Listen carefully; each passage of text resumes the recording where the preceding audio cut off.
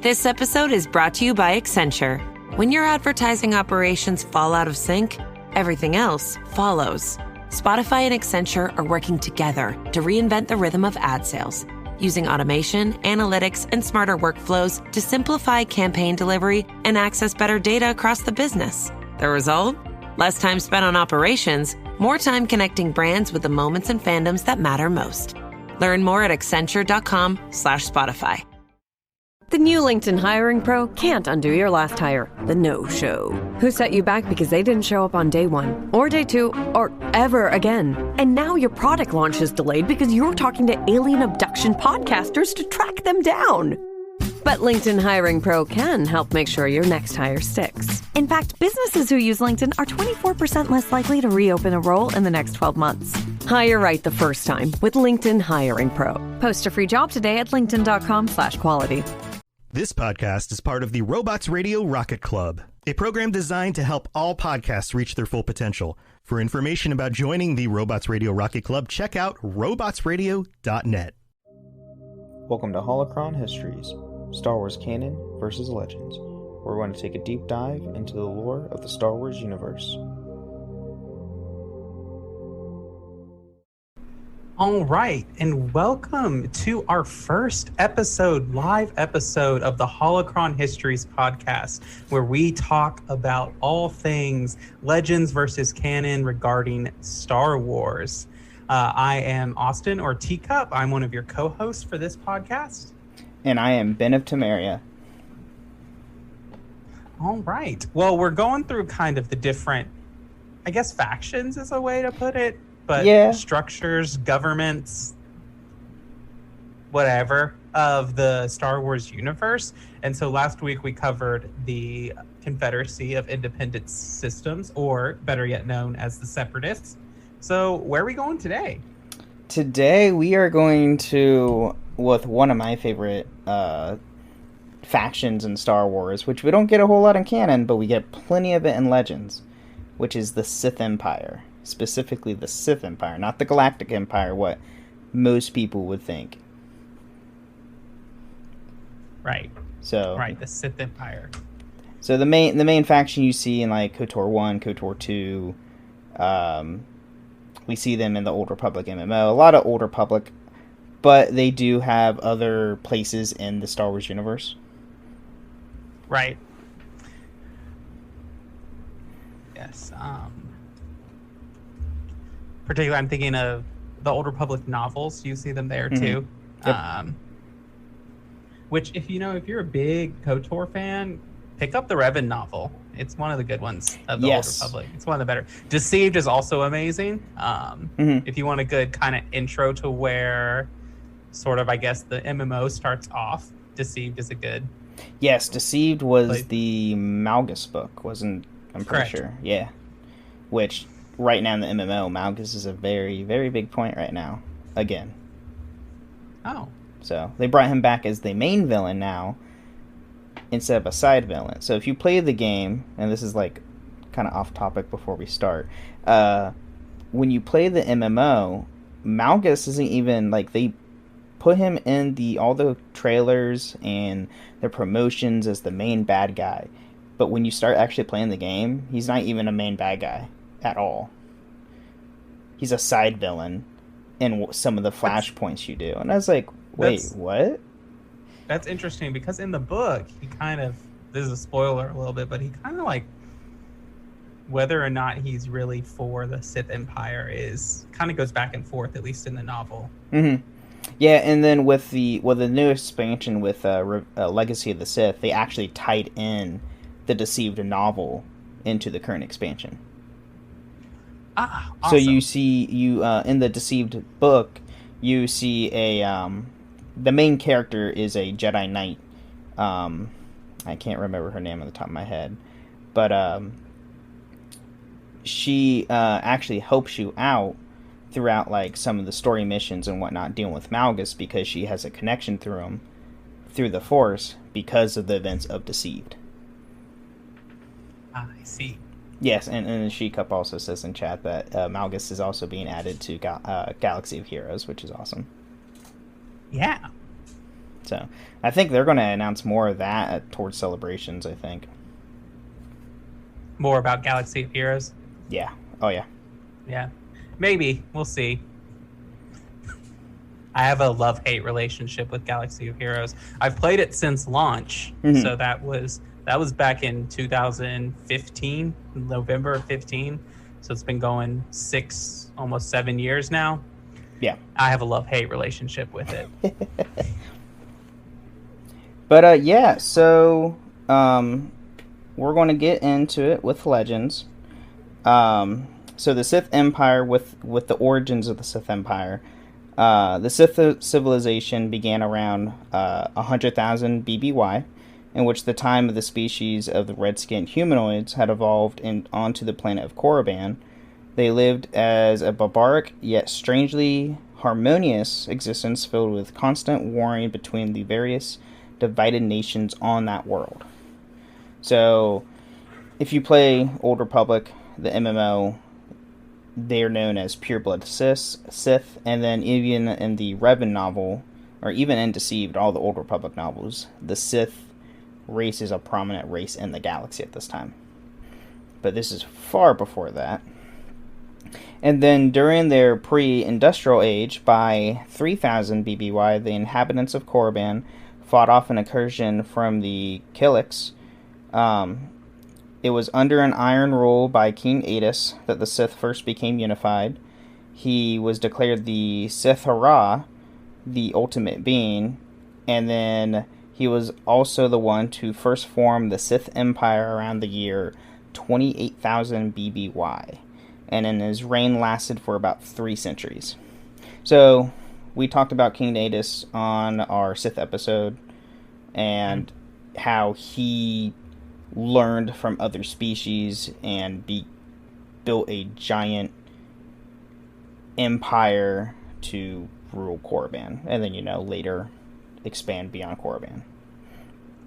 Right. And just for anyone listening, the incursion they have, the Killiks are kind of like a hive mind insect species that kind of roam the gallery. If you're a Mass Effect fan, think the Rachni, but a little more humanoid, I guess, is the word I'm looking for. But yeah, but they come in later into a play. If you're in the Legends material, they're in the kind of period after the original trilogy. They give the New Jedi Order and the New Republic a lot of trouble.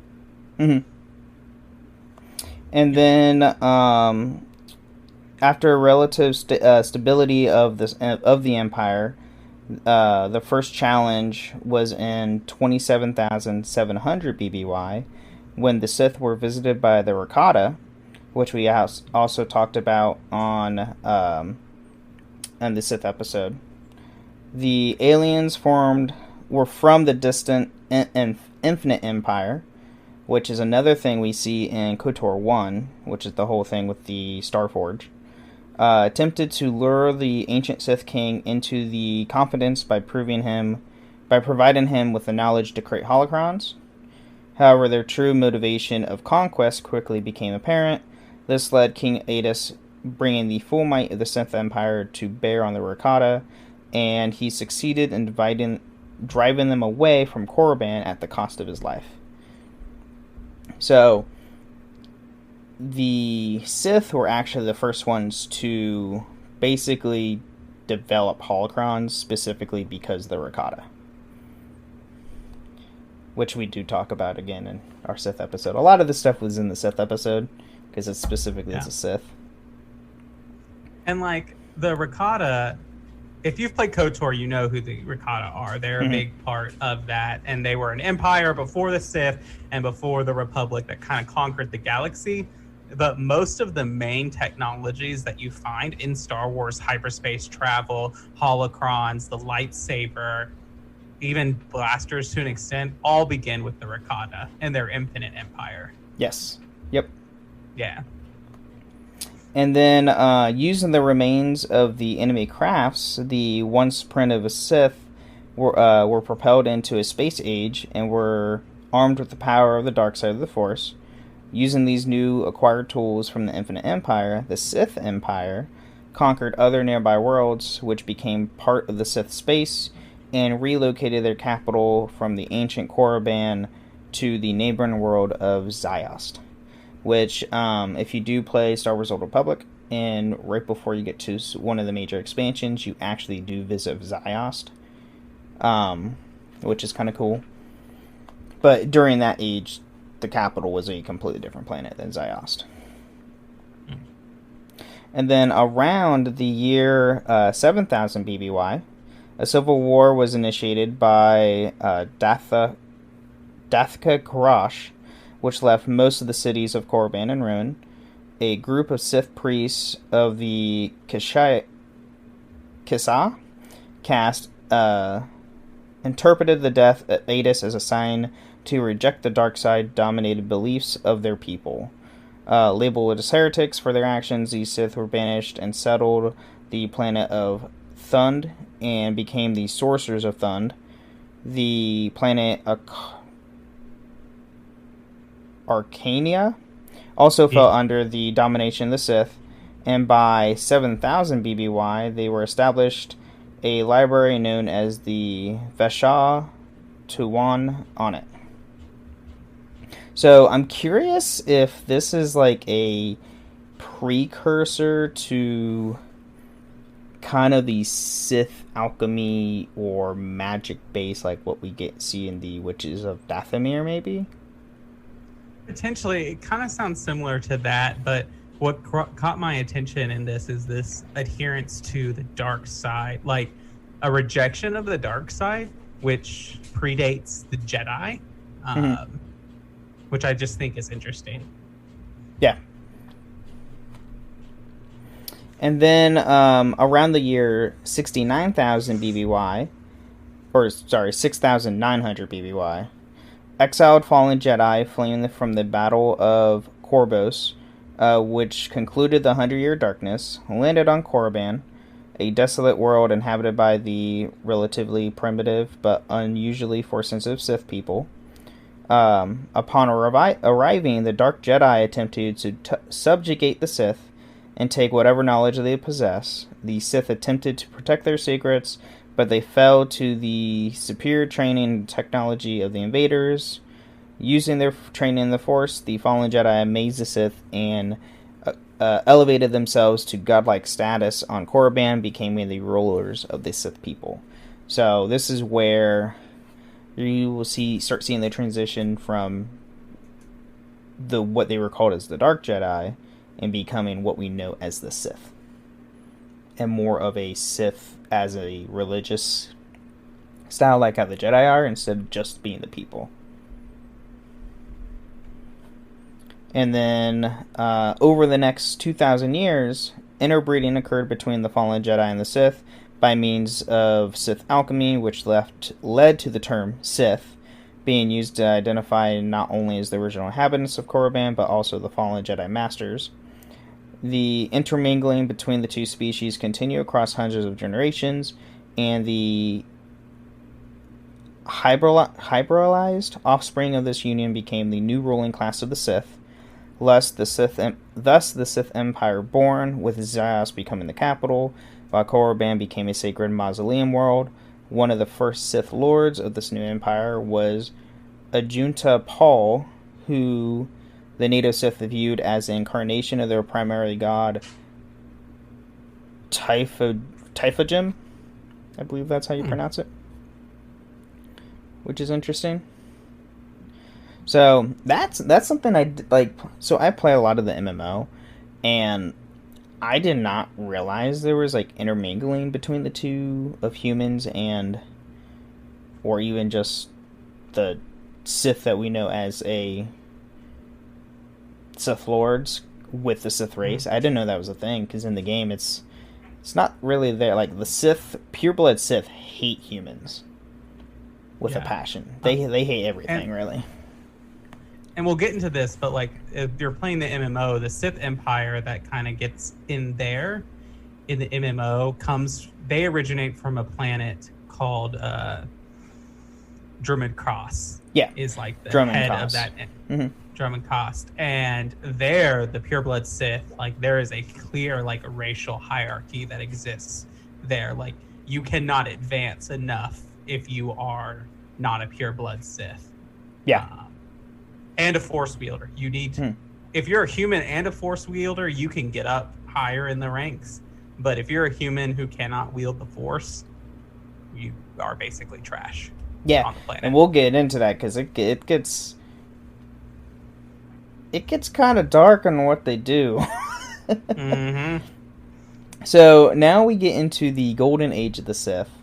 So in this time, the Sith formed in a immensely rich and powerful empire built upon the use of sorcery and the dark side of the Force, which fueled their technology, adopted by the relics of the Infinite Empire. At its height, the Sith Empire ruled over at least 120 worlds, which is surprising and not surprising to me, being how they're, I mean, Zios, if I recall just from like playing the MMO, it's out in the Outer Rim, so there's many planets out in the Outer Rim, and it being the Outer Rim as it is, there is no law, like at all. Like the Republic barely has even a presence in the Outer Rim to begin with. Now, just for clarification, this Infinite Empire is not the Rakata Infinite Empire. I mean, from the technology that they have in the relics, it is. But this is the one that's from the MMO that like has, when you originally encounter it, it's the Emperor with the twin sons. That is the Eternal Empire. That's Eternal different. Empire. Yeah, that's a different empire. Yeah, there's multiple empires in the Star Wars universe. So you have the Sith, you have the Infinite, you have the Eternal, then you have the Galactic. It's like, it's the first word. Yeah, Palpatine is kind of arrogant when he says to the first Galactic Empire, because it's not really the first one. Yeah. Well, Palpatine's not above lying, so. That's true, too. So then, over the centuries that followed, the Dark Jedi exiles were forgotten by the Galactic Republic. Even as all records of the Republic were lost to the Sith, the two civilizations thrived in isolation, ignorant of one another's existence. To the galaxy outside their space, the Sith Empire was considered nothing more than a fable. So, that being said, the Republic didn't believe that the Sith even existed at this point. Like, oh, the Dark Jedi just, poof, disappeared. Never seen them again. Oh, they died on some backwater world or something. Who knows? I don't know why they keep thinking that. It never ends up like that for them. Yeah, no. And over the course of Star Wars history, you see, oh, yeah, they're gone, and then they come back and, like, full throttle force, and it's like, oh, we're getting decimated. I was like, yeah, maybe you should, like, not just forsake something when it just disappears. It's the same thing that happens, like, in Assassin's Creed with the Templars and Assassins. They think they beat each other, and then back and forth motion with them. Never assume your enemy's gone is the lesson of Star Wars. Yes. So, and then at some point during the Golden Age, the Sith Lord Letus created a slave organization known as the Crucible, which was tasked with capturing refugees displaced from war in order for them to be used as a slave army that would fight for the Sith Empire. The Crucible long outlived the empire it served. So this is where we're going to get into like a little darker tone. The Sith are all for slavery, which no surprise. I mean, they are the Sith. It's just we see it all the time in most empires, at least in Star Wars. And then when we get to the late Golden Age, they saw some relative stability. At this time, the Dark Lord of the Sith was a particularly powerful and long-lived individual named Marco Ragnos. Through his mastery of the dark side of the Force and his fierce intelligence, he had risen through the ranks of the Order to attain the position of Dark Lord. Ragnos would prove to be one of the last rulers of the original Sith Empire. So this is where we're kind of getting where the Sith Empire will be changing.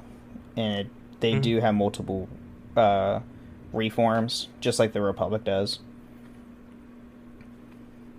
And then Ragnos often placed his rivals against one another. Surprise, surprise. Manipulated them into challenging him openly, or simply had them assassinated. While many factions sought to expand beyond the confines of the Sith space, Ragnos forbid it, as he well remembered how his ancestors were defeated by the Jedi Order. He knew how powerful the Jedi were, and was not confident that the Sith Empire was strong enough to challenge him.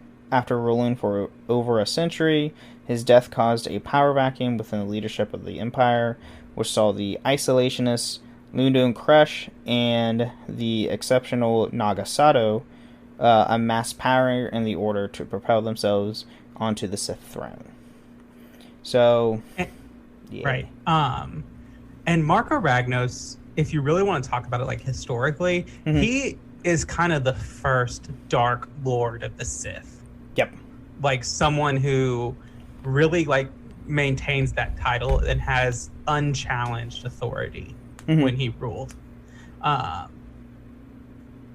it's a big, like, he's very powerful. He's very revered among the Sith at this time. And even after his death, revered as one of the most powerful Sith Lords of all time. He makes an appearance in, you visit his tomb in KOTOR. That's right. I forgot about that. I believe it's the tomb. It's the tomb with the droids, where you fight the droids, where they've gone crazy. I think you're right. I would have to replay. It's been a bit on that one. Because Naga Shadow is where you do the test. Yes. Then there's Tulak Horde is where you find the crazy hermit. Marco Ragnos is where the crazy droids are, and then you do go to the tomb of Ajutapal, where you get a sword. Yeah, so, you know, all the major Sith I just list off in the last couple minutes are all in KOTOR 1. In the Legends, in the Jedi Knight series, in Jedi Knight, Jedi Academy, the group of dark side users you're fighting are seeking to resurrect Marco Ragnos. I don't know if you ever played the Jedi Knight series. Have. It's been a long time since I played those. I played KOTOR more recent than playing the Jedi Knight series. Yeah, that one's a fun one. I think that's the Jedi Knight series really makes you feel like a Jedi. At least Jedi Academy does. Jedi Academy does, for sure. Jedi Knight 1, because isn't that the one where is that the one you play as Kyle Katarn? Or is that Outcast? You play as Kyle, I believe, in all of them except for Academy. Okay. I couldn't remember. Yeah, because Jedi Knight, there's Jedi Knight, the Dark Forces games are the Jedi Knight series. There's Mystery of the Sith. There's Jedi Knight, Jedi Outcast, Jedi Knight, Jedi Academy. Oh, okay. I know I played Jedi Academy. I played Jedi Knight and Jedi Outcast. I have not played the other ones. But yeah, that's now we're going to get into the Great Hyperspace War of the Sith Empire era. So in 5000 BBY, the isolation of the Sith was broken when two young hyperspace explorers called Gav and Jory Daragon stumble upon Korriban by accident while they attempt to establish a hyperspace lane in an effort to expand their trade options. Uh-oh. That's not good. And then, by this point in history, the Sith held little memory of the Republic, who lived in distant regions of space compared to them. This saw Liu Crash and his allies to claim that two travelers were the precursors of an invasion of their territory, while his rival Nagasato held the view of the Republic offered new lands to conquer. In secret, Sato also believed that focusing on conquest of the Republic would unite the strained factions of the Empire, and distract the populace from the political problems they face on their native territory. So, another Sith Lord manipulating everything behind the scenes, trying to go to war to, fool the whole Empire. So, Palpatine. He's not really an original kind of guy. No, he's not. He's taken... Palpatine has taken ideas from multiple Sith Lords throughout galactic history, and it's just, it's rinse and a repeat. Honestly, that's most Sith. It's just a rinse and repeat. Really? So then, a tribunal of Sith rulers later sentenced Dagagon to his death, but Sato secretly had them rescued and sheltered at his own isolated fortress. However, he left behind evidence to suggest the rescue attempt was done so by the Republic agents, used this to galvanize the Sith Council by exploding their fears and doubts. Oh no! He planted evidence to attack the Republic. Go figure. Dun dun dun. And then the Dark Lord was well aware that his forces would be insufficient in combating the Republic Navy, but made one use of the element of surprise to aid him. For a time, it worked. The Koros system fell to the Sith's might, and the Empire's naval forces spread through the Kronos trunk line to assault the shipyards at Forost, whereupon the Sith moved to assault, and I might butcher these names here, Kakelis, Metalos, Basilisk, Shawkin, and then ultimately Coruscant itself. So, go figure. Coruscant's getting attacked. Woo! Name something new. God, This episode title: "The Sith Empire, the One-Trick Pony." Yeah, pretty much. I just feel bad for Coruscant. I would not want to live. Every conflict, every conflict, it gets attacked. Pick a new planet. Come on. Yeah. And then the Sith armies on Coruscant managed to march across the legislative district onto the steps of the Senate Hall, where they fought off by the defending Jedi forces. At Koros Mare, the Sith proved relentless and unpredictable in their attacks, which was necessary due to Sato's limited knowledge of the region of space, which led to the Republic not faring well in the conflict, which became known as the Great Hyperspace War. So, yeah, that's fun. And then this is where it's if people play KOTOR 2, you're gonna recognize one of these ship names. During the war, several Jedi were corrupted and joined forces of the Sith Empire. One who was Kalish Sas Rogan, who commanded the Harbinger, which the Harbinger was in KOTOR 2, if I believe. Right? That's the ship that you're on? I think when you're trying to escape Paragus? Paragus? Yeah, it's something like that. I can't remember if it's... It is called the Harbinger, but it is a Republic warship. It might just share the name. Well, this was a Jedi who was corrupted and then joined the Sith. And he was the captain of the Harbinger. So, the Sith took over a Republic ship? That's like a 1,000-year-old ship. Yeah. Then, when it comes into KOTOR 2. Oh, yeah. That's interesting. Maybe... Unless it's just the ship's renamed on constantly with the Harbinger logo. Let me see. So I'm gonna look it up. You keep going. And then, so in the closing stages of the conflict, the newly trained Sith Valak Kodank diverted resources for the construction of their own Sith temple, located in the Tuscolian Nebula. So. Yeah, and that's too. She Cup says when I hear Harbinger, all I think is Mass Effect. Yeah, that's fair. Yeah. So, When Nagasado returned to the Sith Empire, he was greeted by an unexpected figure, his rival Ludo Kresh, who had not died in the earlier battle but was warned by his spies of the assassination attempt. Showing no mercy, Kresh's forces mercilessly attacked Sado's battered fleet before they could recover. However, Nagasado's forces fought with wild frenzy as they had nothing to lose, leading to both sides being devastated as a result of the Second Battle of Korriban.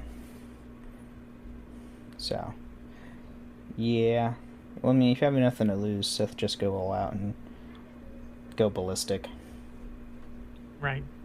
A little update, it is not the same ship, What? the Harbinger, because this is from the Lost Tales of the Sith.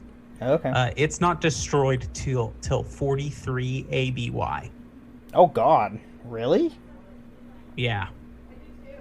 Holy crap. This ship lives forever. That's like the end of the Legends timeline, almost as we know it. Yeah. Because the Death Star 2 over Endor is in like 6 or 7 ABY. Something like that. Or it's close to that, yeah. The Battle of Endor is like 5 years after. Oh my God. That's towards like the end of Luke's era. Almost. Yeah. So long time. Jeez. But the Harbinger in there is a different.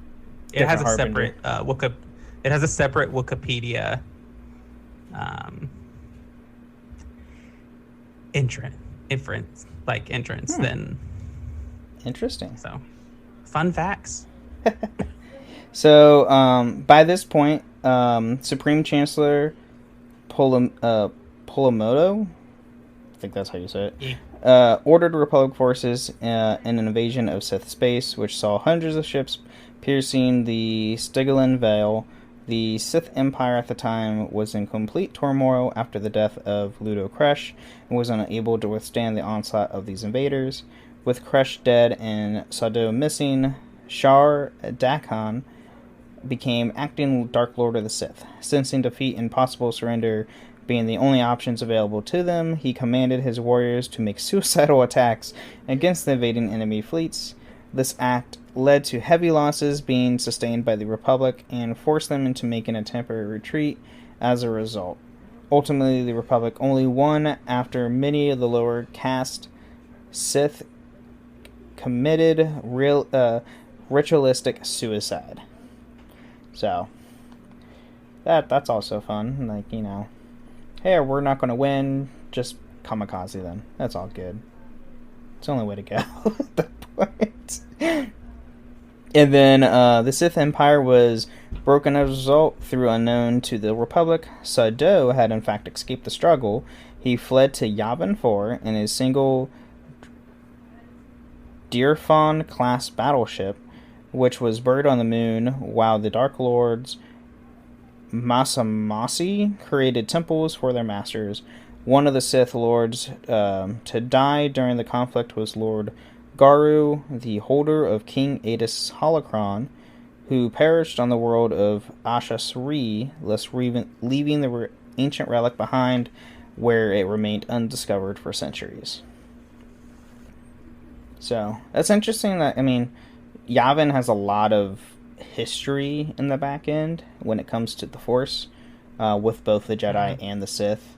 And Legends, there are Sith temples, like there's a lot of temples on Yavin which were dedicated to both Sith and Jedi. And then we see way later in the Legends timeline that Luke creates his new Jedi Order on Yavin, right? Yes. Okay. So if you played the Jedi Academy game, that's where the Academy is. Okay. Is on Yavin. That's what I thought. But the Rebel base. Oh yeah, I forgot about that. A New Hope. That is a Sith temple that they're in. Oh. Yes. Did not know that. So, then following the supposed destruction of the Sith Empire, the Jedi worked... Oh no. The Jedi worked to destroy whatever remained of the Sith's legacy, which included talismans, temples, and holocrons. This was an attempt by the Jedi to prevent the dark knowledge of the Sith from being used by other Darksiders or by students who could be influenced by these teachings. Among the many locations destroyed, the Sith library on Arcana, known as Vishas Tuan, was destroyed by a group of Jedi Masters. Jedi Shadows worked to destroy any dark side artifacts created by the Sith, such as amulets and talisman, while the ranks of the Jedi Shadows destroyed most of these tainted artifacts. Items such as holocrons were also kept in the custody of the Jedi Order, though many others were left in burial vaults of the Sith Lords. So, did I just, froze? Yeah. Oh no, what the heck? We'll be back with technical difficulties. I just froze. My camera's still working, so I have no idea what's going on. Try turning your video off and then back on again. Ah, there it is. Fail to start camera. I hate my computer sometimes. So. We can look at the School of the Wolf emblem.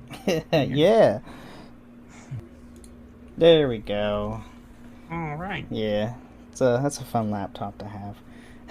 That happens from time to time. But anyway, let's get back into the... So, I was about to say, Jedi Shadows are kind of like Jedi spies.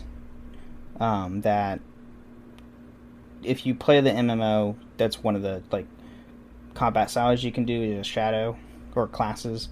They're like spies / more into force objects and stuff, which is kind of cool. So, though the Empire was destroyed, one of the legacies remained in the form of the Crucible, which we talked about earlier, which continued to operate in the shadows for centuries, abducting countless people and turning them into ruthless warriors. One of the few known artifacts that was kept by the Jedi Order included the holocron of Naga Sato, which was kept in order to provide insight into the origins of the ancient Sith. Ultimately, the campaigns of the Jedi were to bury the teachings of the Sith was partly successful, with much of the Sith Empire's history being masked in shadows over the centuries that followed. This is a question, just what I'm thinking, that you might not know, but the Jedi Temple on Coruscant is built on top of a Sith shrine, yes. temple, altar, something Sith like that. Shrine, yeah. Yeah, we find that out in the High Republic novels, which is interesting. Yeah. I think, and that comes from Legends too. Yeah, it does. Because Palpatine is very interested in going there, and that's why he orders the clones not to destroy the Jedi Temple, because he doesn't want to destroy the Sith. But I can't remember, is it the holocron of Naga Sato that is in there, and that's what's causing the corruption? I think it's in the temple. I don't think that's what was causing the corruption. I think that might have been a different source. I can't remember the top of my head. I know in the High Republic novels, so far Naga Sato isn't mentioned at all. But they do the Jedi do meditate at the shrine to wane off its darkness from corrupting the rest of the temple above it. And it's so you guys knew this was here. It didn't do anything. Right. What? I mean, and then with them introducing that, it kind of shows how by the time of the prequels, how Palpatine was never discovered. But because he was on Coruscant, being surrounded by dark side energy from the shrine, and with the temple being above the shrine, it was I wouldn't say corrupt, but it was hindering the Jedi's ability to sense him. Right. Yeah. Interesting. I'll have to figure that out, because there are a couple named holocrons that we see in the Legends material. Particularly, Darth Revan has a holocron, Freedom Nod has a holocron. Tons of other Sith have holocrons, and they interact in the series later in Legends. We'll have to do a Holocron episode of Holocron Histories. Right? To the name. So, Yes. now we're going to get into the legacy of the Sith Empire. See what I did there? Legacy of the Sith. Yeah. Dad jokes. So in 4,400 BBY, the fallen Jedi Freedon Nad discovered two artifacts that Jedi Shadows failed to destroy. The first was the holocron of King Adus, and the second was the spirit of Naga Sato himself, which Nad used to absorb himself in the teachings of the Sith.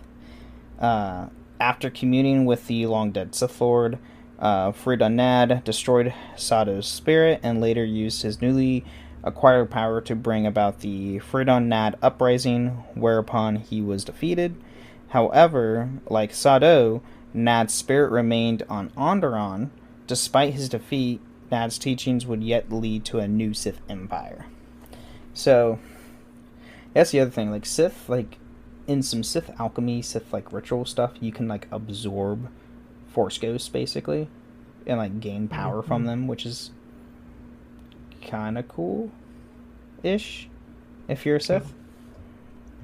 Right. And, like, the Sith Force ghosts are much different than the Jedi Force ghosts. Yeah. A lot of times the Sith Force ghosts are bound to one place. But also, certain Sith Force ghosts can even possess organic beings, which we see with the ghost of Mark Aragnos. But, yeah. Yep. So then, 400 years later, in 4000 BBY, a young Jedi known as Exar Kun, became curious about the teachings of the Sith and was thus turned to the dark side by the ghost of Freedon Nad. His actions led to the Great Sith War, which tore the galaxy apart and instigated the fall of Uluk Keldroma. Kun recruited Keldroma, as well as many other Jedi, into the Brotherhood of the Sith.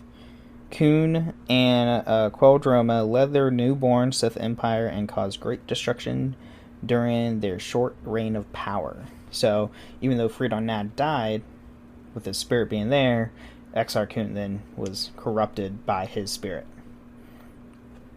Surprise. Yes, and you visit the tomb of Freedon Nad in KOTOR 2, if you are curious. Yep. And then in 3976 BBY, the Mandalorian Wars engulfed the galaxy, threatening the destruction of the Galactic Republic. The Jedi High Council abstained from participating in the war, sensing danger, but not all Jedi followed the example. A Jedi known as Revan recruited like-minded members of the Order and led the Republic to victory over the Mandalorians, ending the war in 3960 BBY, which is a prelude to KOTOR 1.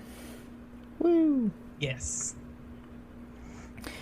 And then sometime during or near after the war ended, Revan visited the Trias Academy on the Sith War of Malachor V. There he discovered evidence that the ancient Sith faction survived the violence of the Great Hyperspace War and existed in the unknown regions. Revan pursued these rumors and came in contact with the Sith Emperor, a surviving Sith Lord who turned him to the dark side. Revan was sent back to the Republic to prepare it for an invasion of the exiled Sith, but instead Revan and his apprentice Malak acted on their own gain. So this is where, the Sith Academy that I just mentioned on Malachor 5 is the Sith Academy you do visit at the very end of KOTOR 2.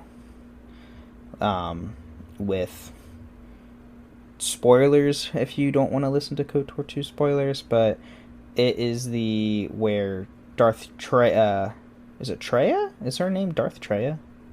Uh-huh. Okay.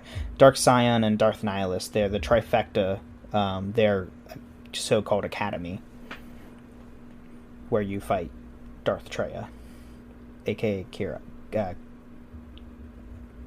Kreia. God, her name almost escaped me. So then the Sith Trimoblate think that's how you say that, was a loose alliance that remained a Darth Revan Sith. It was I can't talk today. Solidified sometime after the Battle of Rakata Prime around the Tyrus Academy on Malachor 5.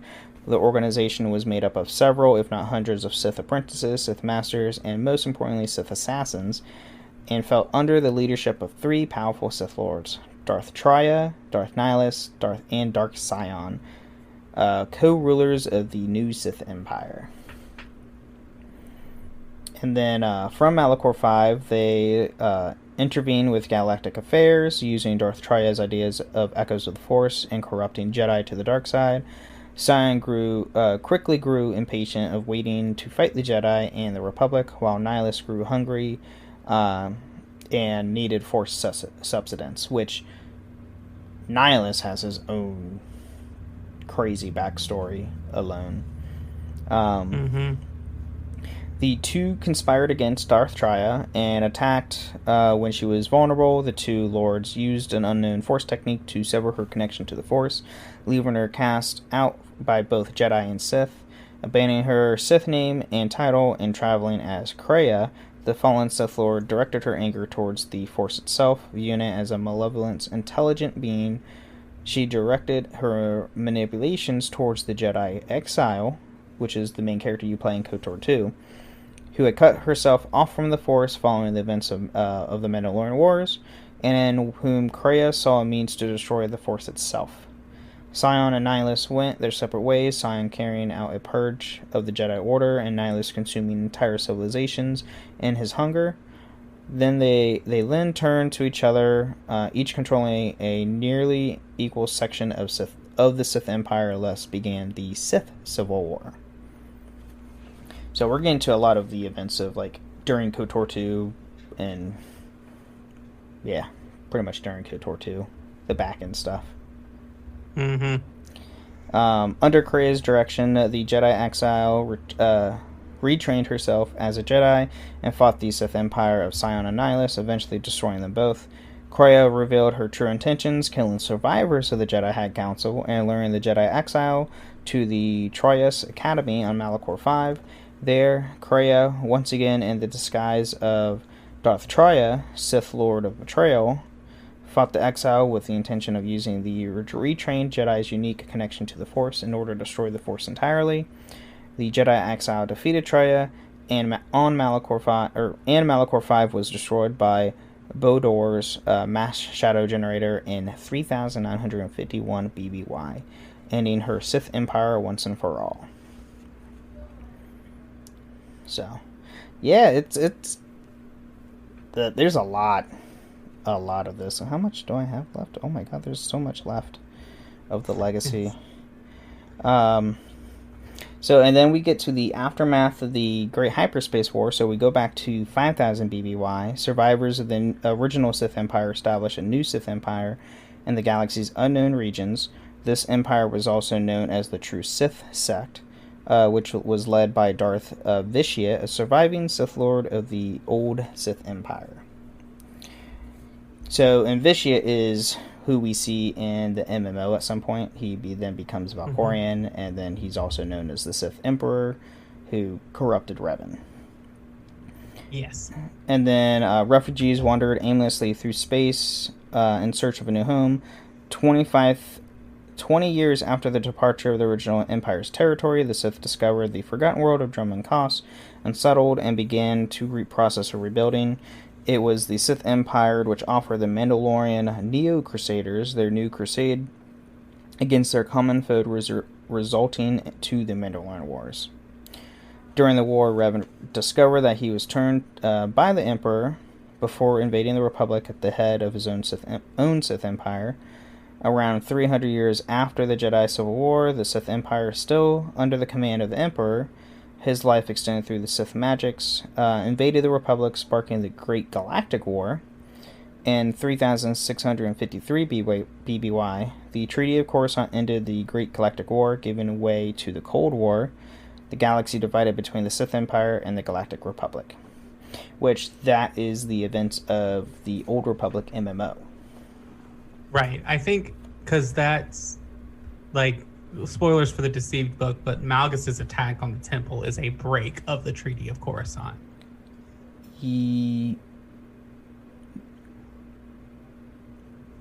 I believe so. It's either a break or it's what started the treaty. I want to say it was the break, though. Yeah, it was the break. Because that's what reignited the war. Mm-hmm. Because Malgus was a warmonger, basically. He's a warmonger. And then honestly, after that, we get into the prequels. The Galactic Empire was made by Palpatine, who was Darth Sidious, who you could say is a legacy of the Sith Empire. He wanted the old stuff. And then, honestly, really after that, I'm going to skip some of the stuff out of my show notes. We get to Dark Crate's Galactic Empire, which was a government formed out of the Fel Empire in 130 ABY, where Darth Crate, Dark Lord of the Sith, made a coup against the Emperor Ronan Fel when the Moff Council invoked the Treaty of Annex against the will of the Emperor Ronan Fel, and in 127 ABY, the Sith Imperial War broke out, and the one Sith allied with the Empire. So, I mean, after really the Old Republic stuff, you get to the prequels and the Legends, and then a little bit after Luke, or when Darth Crate's experience a lot after Luke. Right. And it's noticed to say that, like, the Sith Empire really ends with Darth Bane. Because, and he's really the one who destroys it. Like, the Sith Empire is destroyed by a Sith, not the Jedi, not the Galactic Republic. Mm-hmm. And so at the Battle of Ruusan, they are defeated, and that's really the end, because Darth Bane's reforms are so counter to what the Empire was before that, that it's not really until Darth Krayt invokes the one Sith that we get something that's similar to the Sith Empire we see before Darth Bane. Yeah, I mean, with Darth Bane, he creates the World 2. The Sith Empire is founded on numbers. They want the numbers of the Sith to be great, even though there's a lot of infighting and power struggle, power vacuums on a regular basis. That's what it's founded on. Right. Well, let's do our little break, and then we'll get into kind of what we know in canon about the Sith Empire. Sure. This summer, say I do. I am marrying a stranger. Like never before. Am I crazy? It's a whole new Married at First Sight on Peacock. Thank God I woke up in love. With new experts. My name is Dr. Lisa. My name's Paul Brunson. More couples. This could be the start of a very successful marriage. And more surprises. Or maybe not. Everything is just not enough. You're a little bit crazy. I don't know what's gonna happen. I want my fairy tale ending. Married at First Sight, now streaming. New episodes Thursdays, only on Peacock. This episode is brought to you by Tidy Cats, here to level up your litter game with their new Performance Plus lineup. Your home is your happy place, your cats, VIPs. So when it comes to the litter box, excellence isn't optional. Choose from products that specialize in max power clumping, low tracking, or odor fighting so advanced, stink won't see it coming. Tidy Cats Performance Plus. Mission mighty, keep it tidy. Shop now at tidycats.com.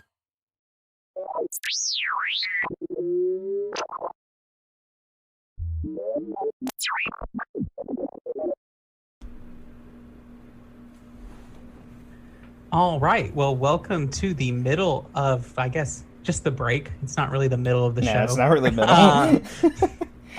So welcome to the break, where we talk about all things that don't have to do with Legends versus canon.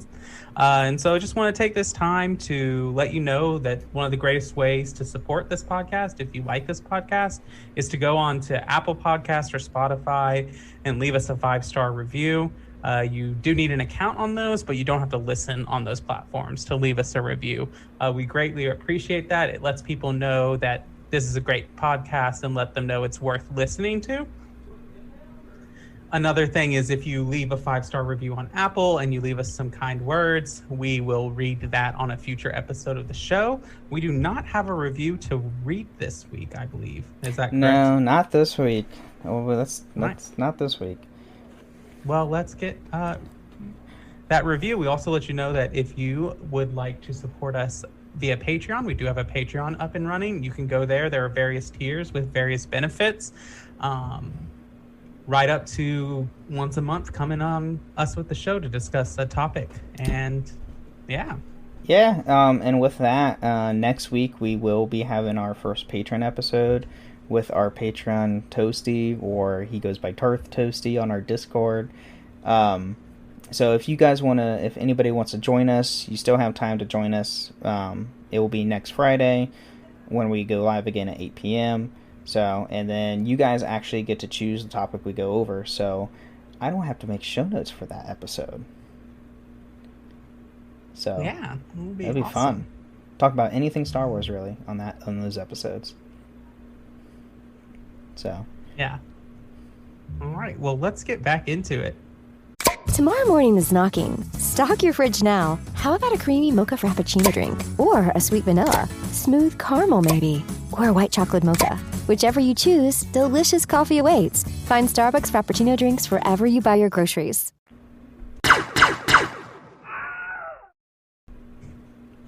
All right. So now we got that long-winded Legends history out of the way. We get into the canon history of the Sith Empire. Now, which is nothing. Yeah, that's really not a whole lot. There's some skirmishes, and that's really it. Like, the Sith Empire is still an ongoing, developed faction in the canon. And we do get, like, references. So, for instance, like, we do know the Great Hyperspace War does happen in canon. The only things we really know on it is various Sith-led governments that share the name of the Sith Empire existed long before the Galactic Civil War, which was the original films. At one point, according to the Quell Dromo epics, following its inception, the Sith Empire invaded the deep core planet of Empress Teta, with Sith forces being led by Sith Lord Naga Sato. The invasion led to Empress Teta to ally herself with the Jedi Order, which were mortal enemies of the Sith. The conflict resulted in the Great Hyperspace War, and the Jedi and Empress Teta supposedly managed to drive back Sato's forces, resulting in their defeat and forcing the Sith to scatter throughout the galaxy. And then, in another moment, according to the Quell Droma epics, Naga Sato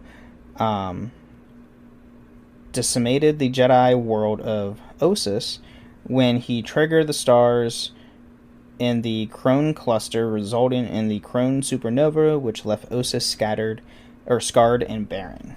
So, that is the Great Hyperspace War that we know of so far for the Sith. Almost nothing. Though we do know Naga Sato does exist in canon, which is nice.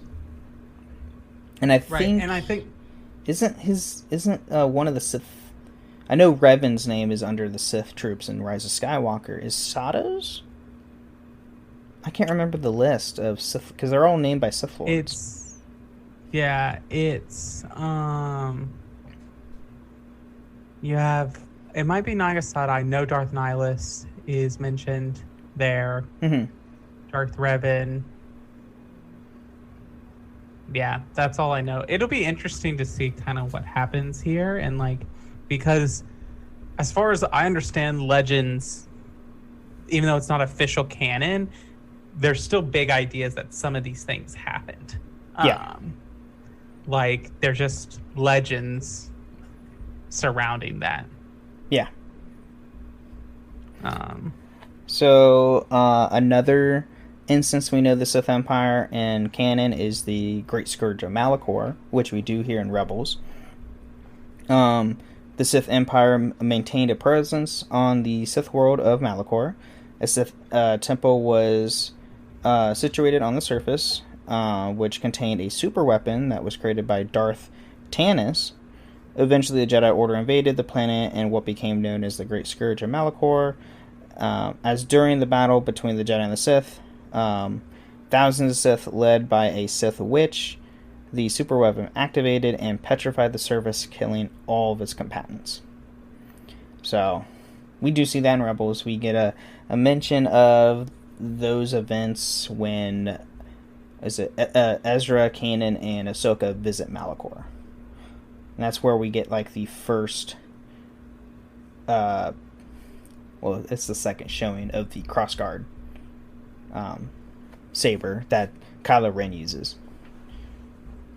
Yeah. And then we have the other wars. At another point, the Sith eventually controlled the majority of the galaxy, and such gemstones were freely traded, although this caused flooding of the market and value of gemstones dropped until bans and limits were put in place. Additionally, many incarnations of the Sith Empire were built by slave labor. Sonaro was a particular planet under the rule of the Sith Empire, according to legend, until it was overthrown by a victorious charge led by the member of House Serrano, which... Is that the... That's Dooku's home. Okay, that's what I thought. Mm-hmm. So it would have been his ancestor that would have overthrown the Sith Empire. That's cool. And then, he becomes the Sith himself. Yeah. And then another time, a Sith Empire participated in the Sith Wars against the Galactic Republic and the Chiss Ascendancy, thousands of years before the Galactic Civil War. That took place from 4 BBY to 5 ABY.